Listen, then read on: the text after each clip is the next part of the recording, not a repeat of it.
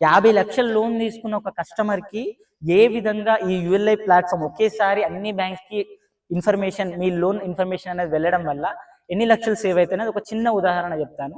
ఒక 50 లక్షలు తీసుకున్న కస్టమర్కి ఒక 20 years టెన్యూర్ పెడదాం.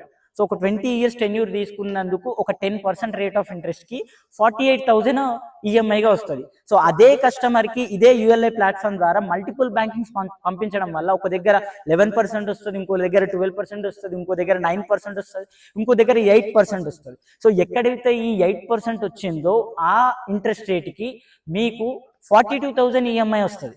సో అంటే 6,000 రూపీస్ మీరు ఈ ఈఎంఐ డిఫరెన్స్ అనేది మీరు చూడొచ్చు. సో ఓవరాల్గా ప్రిన్సిపల్గా చూస్తే ఒక 20 నుంచి 30 లక్షల రూపాయలు మీకు డిఫరెన్స్ అనేది అవుతుంది. మొత్తం మీరు లోన్ మొత్తం ఈ 20 yearsలో క్లోజ్ చేసే సమయంలో ఒక 20 లక్షల వరకు ఎక్కువ అదనంగా బ్యాంక్కి కట్టడం జరుగుతుంది. సో ఒక 20 లక్షలు అంటే దాన్ని ఇంకొక ఇన్వెస్ట్మెంట్కి మనం యూజ్ చేయొచ్చు. ఒక చిట్ ఫండ్ చేయొచ్చు, ఒక ఎస్ఐపి చేయొచ్చు, లేదంటే ఒక ల్యాండ్ ఇన్వెస్ట్మెంట్ చేయొచ్చు. సో ఇదే ఒక ఈ 6,000 డిఫరెన్స్ మీ నీడ్స్ ని కూడా ఫుల్ఫిల్ చేస్తుండొచ్చు ప్రతి మంత్ ఎక్స్పెన్సెస్ కింద.